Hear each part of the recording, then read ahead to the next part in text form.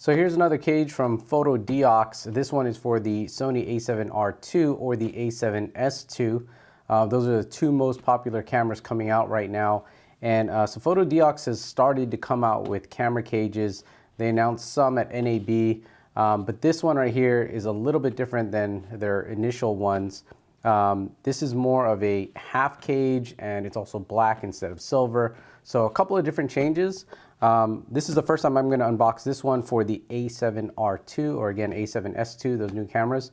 But they also have these new versions for other cameras as well. I believe the Panasonic GH4, so we'll see that later on down the line. But today we're going to take a look at the a7R II cage here. So this is their box construction, well packed. They give you a HDMI adapter cable here. This is what we saw on their last cage, and that's so that you're not constantly messing with the HDMI port in your camera. You add this adapter, lock it in, and then when you add cables, you're just going to attach it to this. This also is a full HDMI, so that you don't have to mess with, you know, mini or type D HDMI cables. You could use a full HDMI cable from this adapter. We'll hook that up in a second. All right, so they do give you rails, a rail adapter here. So again, these are optional to use with cages. Some people don't use rails. All they need is the cage itself. So this is the cage here. So again, this is more of a half cage.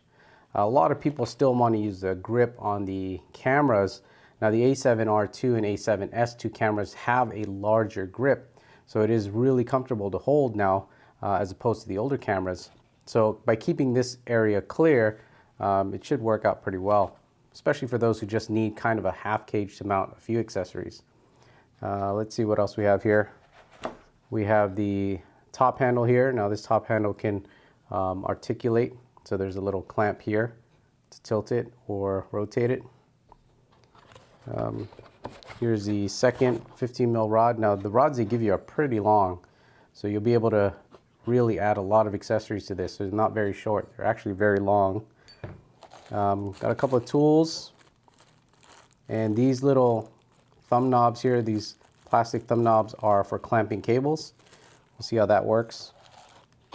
They have inside this little box is actually one of these tools. Now this tool is what is used to clamp down on the knobs if you really want to torque it down.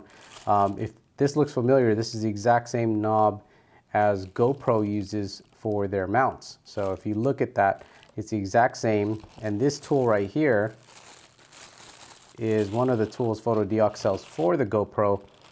When you're using some of their mounts, you can slide it on the clamp and really torque it down. It gives you a lot of leverage. So this tool is used on GoPros as well as on their cages. So that's about it. Let's put this guy together.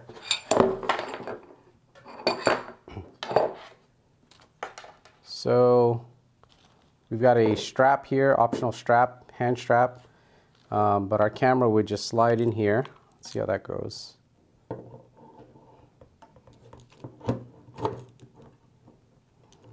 Actually, before I drop it in, I want to make sure my doors are open here so I can access my HDMI and my audio.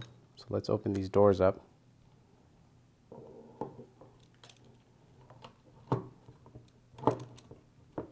Okay. Now we have our screws here. So let's find one to mount our camera.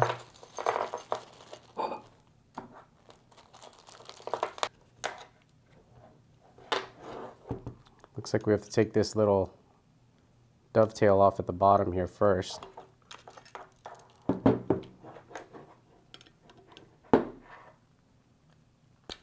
Now remember, this dovetail here is used for the 15 mil rod base.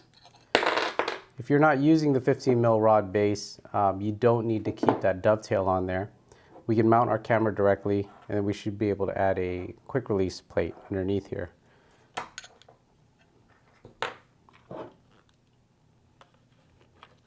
All right, so we have the camera mounted inside the cage. As you can see, the hot shoe is blocked with this cage. So even though it's a half cage, it is blocking the hot shoe. Now on these Sony cameras, you do have the option of adding an XLR adapter to the hot shoe. So this cage does not appear to support that adapter. Now I don't really know how many people use that adapter, but that's something to note, that this will block the multi-shoe on this Sony camera. So this is kind of what the Photodiox Shark cage looks like for the A7R II. I took the hand strap off. I'm not going to mount that right now, but as you can see, we have full access to the grip, all the controls on the right hand side.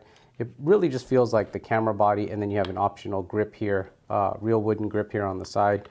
And then there is an area here where we're going to add our locks, our cable locks for HDMI and audio ports.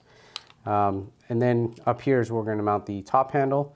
But before we do that, let's add the 15mm base back on here. So this is the dovetail. Remember, it's optional to have this on here. If you're not using the base, you don't need to have this on there. So let's put this on.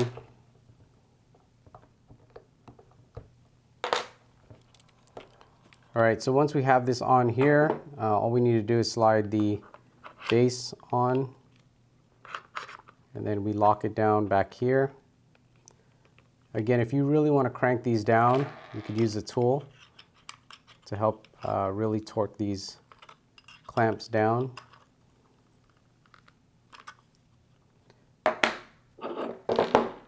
Then we'll add our 15mm rods.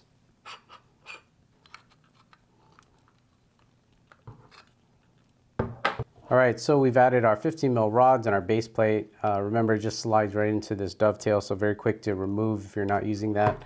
Let's get the top handle in place.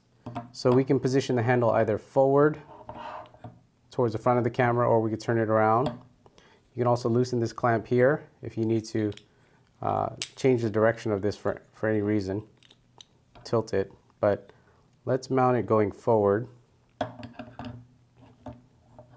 So you'll have two little screw holes here. You could line up to any part of this top plate. I'm just going to try and center mine as best as possible. There you go. So we've got the top handle here. We've got the wooden side handle over here. And you still have full access to your camera grip right over here. Now let's take a look at the locks.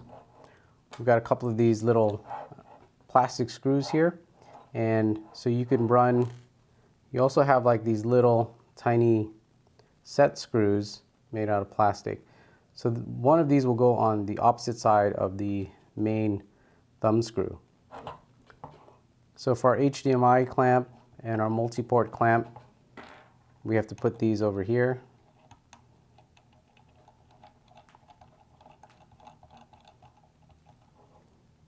And then these little screws here will go on the back side. So the plastic knobs will go on this side of the clamp. And then you have some smaller ones that go on the inside. Now to get that set up, you would take this little brass, looks like brass, screw off the top. And then this plate comes off the side. Now there are two aligning like little pins here that hold it in place, but it only requires one screw to attach this. Now you'll see that I have some of the plastic little set screws here on this side, and this tool here is what you use to center it. So you would screw this in or screw it out so that your cable is centered, but on this side is where you would tighten it up and pinch the cable.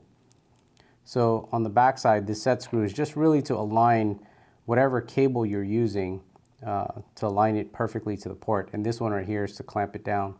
So we're going to put this back on by just attaching it and adding the one screw here on the side. Okay, so as I mentioned, instead of adding a Type D cable directly to your camera and having to fuss with that connection, they give you this little adapter cable. So let's open this up. So it's like a Type D to a full HDMI. So when you're using an external monitor, EVF or anything, you only have to deal with a full HDMI. So what we're going to do is we're going to lock this adapter cable in there. So we attach the cable here on the side. Now remember, we can run this to pinch the clamp, pinch the cable, But if it's not centered, we're going to use the other set screw on the side here. So I'm going to tighten up the set screw on one side just so that I know my cable is going in straight, and then pinch it on the other side. So now we have this adapter here, and this is the only adapter that we need to mess with when we're using our HDMI cable.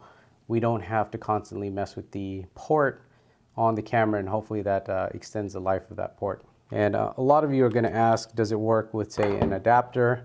So let's throw on our Metabones, and you can see that the adapter clears the cage just fine, even if the tripod mount is still attached to the lens adapter here. So this cage works out great for that. Okay, so that's it. That's a quick look at Photodiox's Shark cage for the a7R II or the Sony a7S II. I'll have some links below in the description of this video or on the website at cheesycam.com.